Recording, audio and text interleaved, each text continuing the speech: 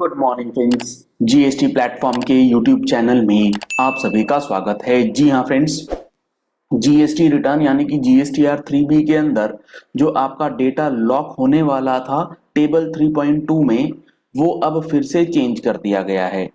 यहाँ पर पोर्टल ने एक नई एडवाइजरी इशू करी है और उस नई एडवाइजरी के अंदर ये पोर्टल ने बताया है कि जो हम लोग अप्रैल 25 से डेटा लॉक करने वाले थे वो अभी अप्रैल 25 से नहीं होगा। आप अपनी जीएसटीआर 1 के अकॉर्डिंग जो भी डेटा फाइल करेंगे, जिस टेबल की बात करी जा रही है उस टेबल के अंदर टेबल 3.2 में जहां आप interstate supply to unregistered person या फिर supplies to composition taxable person करते हैं, तो वहां पर डेटा एडिटिंग का ऑप्शन जो है वो फिलहाल आपके पास रहने वाला है। तो ये जो एडवाइजरी आई है और इस एडवाइजरी के आने के बाद आपको अपनी जीएसटीआर 3B के अंदर क्या इनकॉर्पोरेट करना होगा चेंजेस, वो हम लोग आज के इस सेशन में डिस्कस करेंगे। जुड़े रहिएगा इस वीडियो के एंड तक ताकि कोई भी इंपॉर्टेंट जो इन्फॉर्मेशन इस एडवाइजरी ने इशू करी है अलॉन्ग विद जो सर्कुलर इशू हुआ था 170, उसमें क्या बातें लिखी गई हैं, सारा का सारा एनालिसिस आपको अच्छे से समझ में आएगा। क्योंकि हो क्या रहा है ना, अभी जब जीएसटी के अंदर डिपार्टमेंटल ऑडिट हो रहा है या स्क्रूटनी वगैरह हो रहा है तो ये बेफजूल के पॉइंट्स जो हैं वो प्रॉपर ऑफिसर रेज कर रहे हैं। जैसे फॉर एग्जांपल आपने इनपुट टैक्स क्रेडिट जो है वो रिवर्स कर दिया है।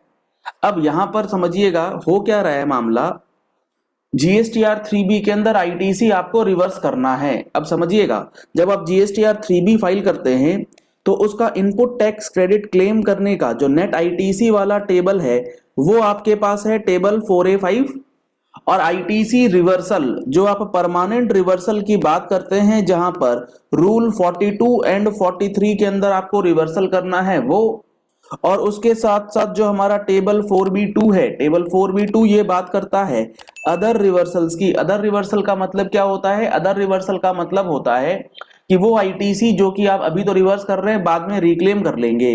ये दो रिवर्सल होने के बाद आपका जो है input tax credit table 4C में आता है, और ये जो टेबल 4C वाला अमाउंट है यही अमाउंट चला जाएगा आपके इलेक्ट्रॉनिक क्रेडिट लेजर में। ठीक है, ये है पोर्टल की वर्किंग्स।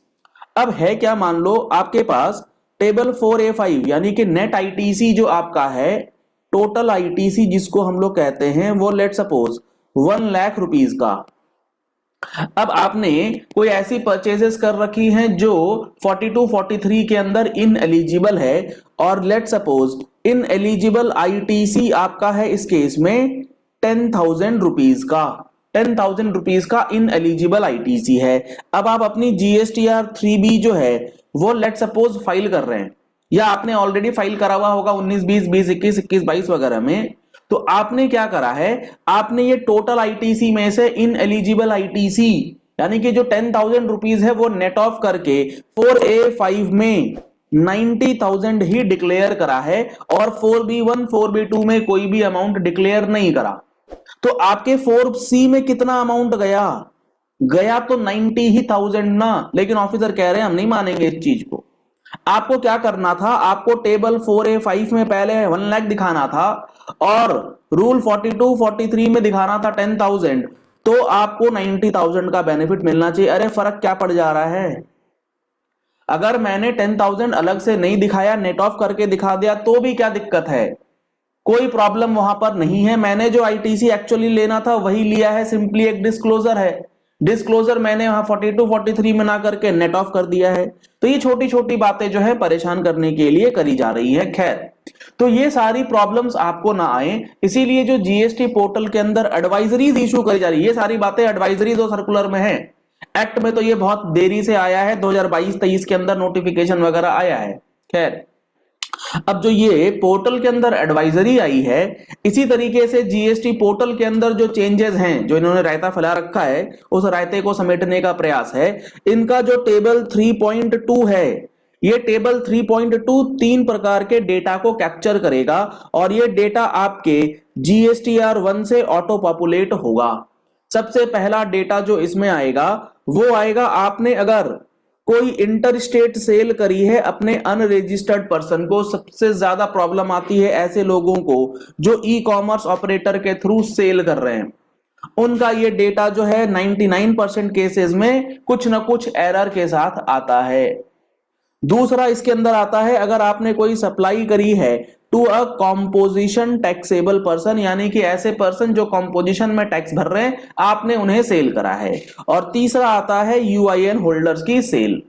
जब आप अपनी जीएसटीआर 1 भरते हैं तो जीएसटीआर 1 में अगर आपसे गलती हो गई, अगर आपसे जीएसटीआर 1 में गलती हो गई भरते समय, तो आपका जो ये डेटा है टेबल 3.2 का interstate supply to unregistered person, sir इसमें गलती कैसे हो जाती है?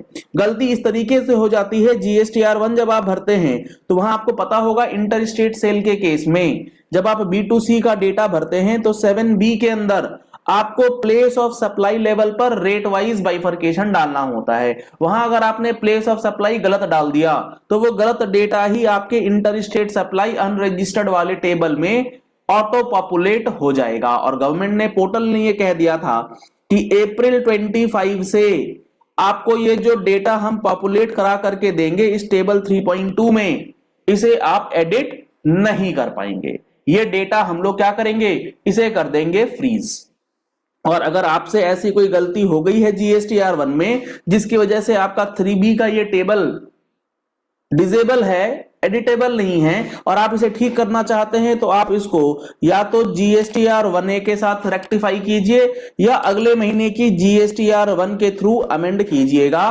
टेबल 3.2 ऑफ 3B में एडिटिंग अलाउड नहीं रहेगी। अब यहां पर पोर्टल ने एडवाइजरी जो इशू करा है, नया एडवाइजरी, इसके अंदर इन्होंने यहां पर रिलैक्सेशन जो है आपको दिया है, जिसमें इन्होंने बताया है this is to inform the tax payers of the following developments concerning table 3.2 of 3B।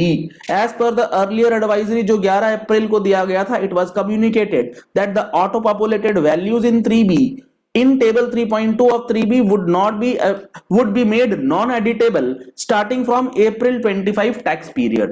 यानी कि अप्रैल की रिटर्न जो आप आजकल में भरने वाले हैं उसी में ये नॉन एडिटेबल हो गया था। लेकिन GSTN has received several representations and grievances from the taxpayers regarding this change।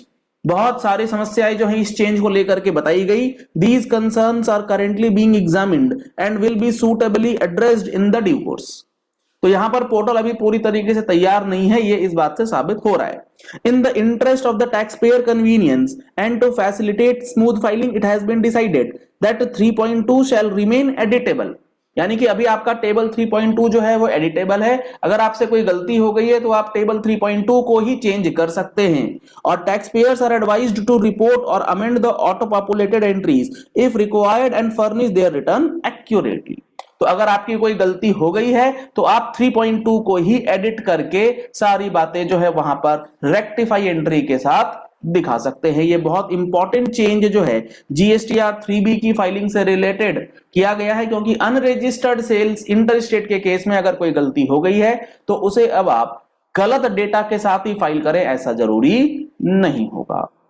तो आप अपनी जीएसटी रिटर्न जब फाइल करेंगे तो बहुत सारी चीजें जो है गवर्नमेंट डे बाय डे बदलती जा रही है। नई नई एडवाइजरीज जो है आ रही है, पहली एडवाइजरी को रिवोक कर रहा है, नया एडवाइजरी इशू किया जा रहा है। बहुत सारी चीजें जो हैं जीएसटी में रेगुलरली बदल रही है। तो आप सारे इंपॉर्टेंट चेंजेस के साथ अगर जुड़े रहना चाहते हैं, हर एक अपडेट आप टाइमली चाहते हैं, तो आप हमारे YouTube चैनल जीएसटी प्लेटफॉर्म को फॉलो कर लीजिए ऐसी ही इंपॉर्टेंट और एनालिटिकल वीडियोस के लिए। जीएसटी के प्रोविजंस और एक्ट और रूल्स को समझने के लिए अगर आप पूरा कॉम्प्रिहेंसिव नॉलेज बेसिक लेवल से लेके एडवांस लेवल तक का समझना चाहते हैं तो आप हमारे जीएसटी के फुल कोर्स का बेनिफिट ले सकते हैं, जिसके अंदर आपको 180 प्लस आवर्स की क्लासेस जो है वो प्रोवाइड की जा रही हैं।